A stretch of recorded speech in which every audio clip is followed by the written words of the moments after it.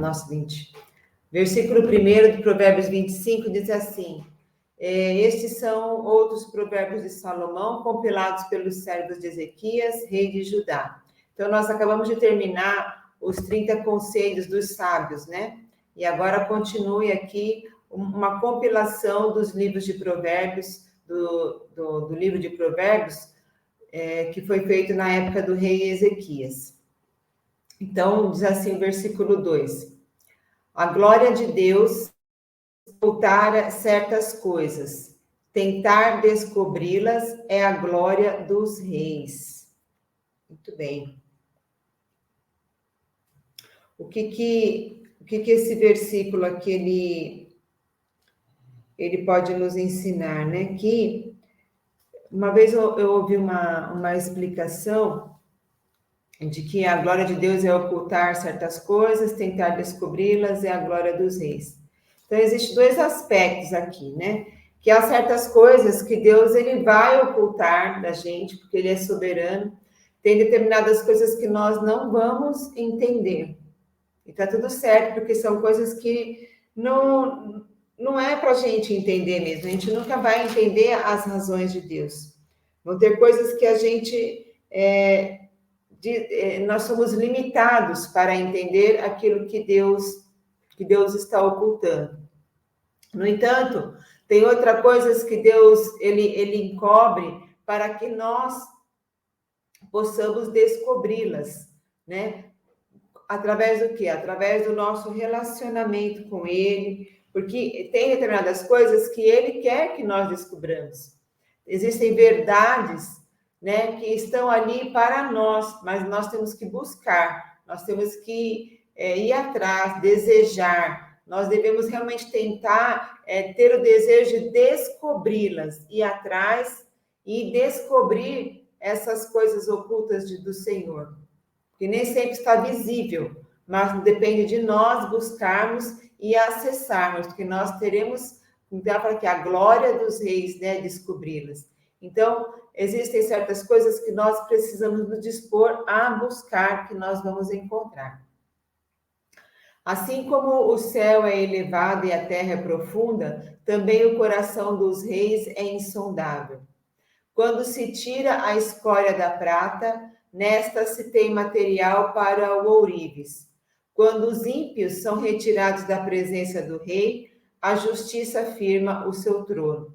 Então, aqui está falando realmente do quanto, né, as pessoas ímpias, injustas, preguiçosas, elas atrapalham na prosperidade, na governança de uma casa, de uma empresa. Então, quando essas pessoas são retiradas da presença, né, do rei, a justiça se firma e o seu trono se firma. A justiça firma o seu trono.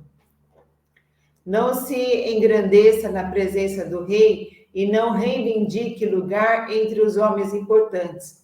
Aqui ele está falando sobre a humildade, tá certo? Para a gente não se gloriar, porque Jesus ele ensinou na parábola dele lá em Lucas 14, 7, 11, que é sobre os primeiros lugares. Ele é um conselho para nós evitarmos o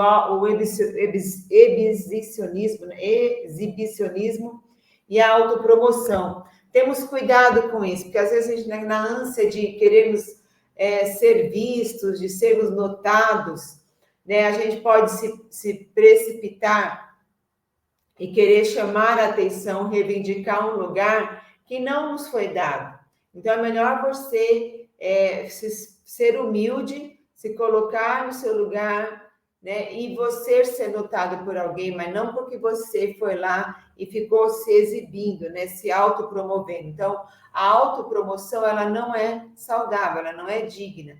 Então, haja com humildade.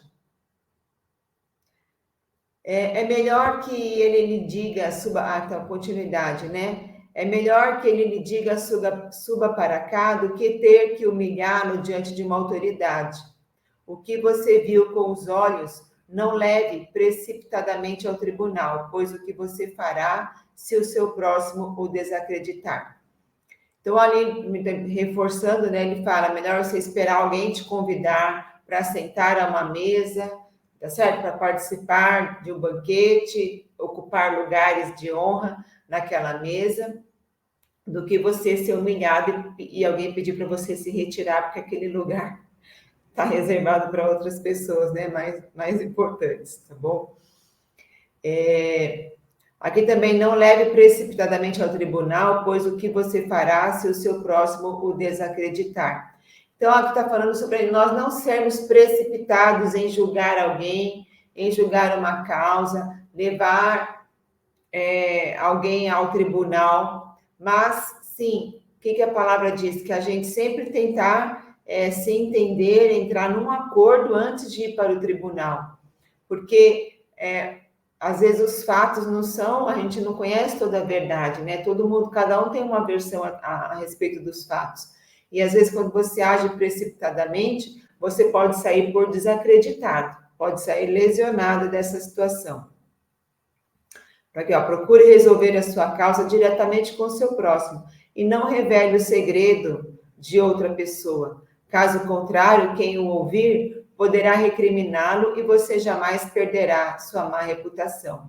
Então, haja com prudência, não haja precipitadamente ao acusar alguém, porque você vai sair com a sua reputação manchada, né? Vai sair prejudicada dessa história. Como brinco de ouro e enfeite de ouro fino é a repreensão dada com sabedoria a quem se dispõe a ouvir. Então, aqui ele está falando que, como brinco de ouro, é aquele que, quando é repreendido, né, com sabedoria, ele se dispõe a ouvir, que é o sábio, né? O Provérbio já falou bastante aqui sobre que repreenda um sábio, que ele vai agradecer, e repreenda o tolo, que ele vai te odiar. Como o frescor da neve na época da colheita, é o mensageiro de confiança, que para aqueles que o enviam, ele revigora o ânimo de seus senhores. Como nuvens e ventos sem chuva, é aquele que se gaba de presentes que não deu. Aqui, como nuvens e ventos sem chuva, ou seja, só vem para fazer, como se diz, vem ali a nuvem, mas não traz nada, né? Aquele vendaval, quantas vezes fala assim, vem aquele vendaval, aquele monte de nuvem, você acha que vai chover, e de repente aquilo passa e aquela nuvem não trouxe a tão chuva esperada que você queria, né? Então é assim a pessoa que se gaba de presentes que não deu, ou seja, fica só contando vantagens, tá certo? É como uma nuvem e um vento passageiro, ela logo passa. Com muita paciência, pode-se convencer a autoridade, e a língua branda quebra até ossos. Então, está falando mais ou menos da paciência, de você convencer com a autoridade, a língua branda, quando você usa palavras de sabedoria, quando você usa palavras comedidas, você toma cuidado na sua forma como você se comunica, né? Isso quebra até ossos. Uma boa palavra, a palavra branda, a palavra na hora certa, ela pode quebrar até ossos. Uma pessoa que às vezes está lá irredutível, uma pessoa com coração duro, uma pessoa que não se demove da sua maldade, das suas intenções. Se você chegar com jeito, com sabedoria, língua branda, você quebra até ossos, com paciência e moderação. Essas palavras são bom conselho até os dias de hoje e ainda o serão no futuro. A gente ter paciência, né, nos nossos relacionamentos. Se você encontrar mel, coma apenas o suficiente para que não fique enjoado e vomite. Então, aqui, não faça visitas frequentes à casa do seu vizinho para que ele não se canse de você e passe a odiá-lo. Então, aqui está falando que se você encontrar mel, alguma coisa, quando você receber alguma coisa, quando você tiver acesso a alguma coisa, pegue somente o suficiente, para você não ficar enjoado e não vomitar, para você não se esbanjar, né? E com tanta sede, tanta fome ao pote de mel.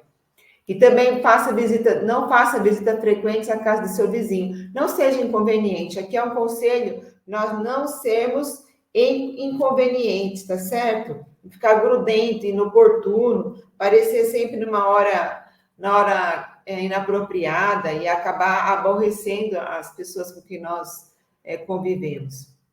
Seja prudente, né?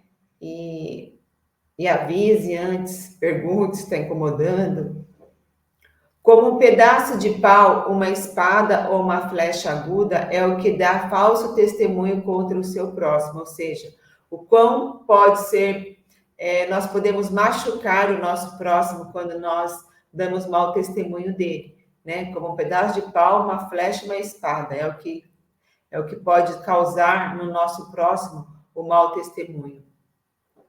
Como o dente estragado ou pé deslocado é a confiança no hipócrita na hora da dificuldade. Então, assim, o que adianta você contar com o dente estragado lá, que está doendo, que não consegue comer, não consegue beber, mastigar, e o pé deslocado é a confiança. Então, quando você confia numa pessoa hipócrita, né, é como se você não pode contar, tá certo? Na hora da dificuldade. É como um dente estragado que você precisa para mastigar a comida e você não pode contar com ele. Como tirar a própria roupa num dia de frio ou derramar vinagre numa ferida é cantar com o coração entristecido. Então, derramar vinagre numa ferida, isso quer dizer que é o quê? É algo que cura, né? O vinagre, ele cura ali. Então, é o cantar. Então, quando você canta, você está o quê? Você está... o que eu entendi aqui desse versículo, né? Quando você canta, mesmo com o seu coração entristecido, você está fazendo com que curando as suas feridas. Esse foi o entendimento que eu tive aqui desse versículo, né? Cantar com o coração entristecido. Mesmo quando você estiver triste, vá lá e derrame o seu coração, porque com o louvor, com a presença do Senhor, você vai se alegrar. Se o seu inimigo tiver fome, dê-lhe de comer. Se tiver sede, dê-lhe de beber. Isso aqui é um versículo bastante conhecido e ele também foi falado se eu não me engano, por Paulo, né? Ele foi citado por Paulo, lá em Romanos. E ensina a fazer o oposto do que o mundo nos ensina, né? A praticar o oposto que o mundo pratica, que é amar o seu inimigo, dar o de comer, dar de beber, dar aquilo que ele precisa, e não devolver com a mesma moeda e não se vingar.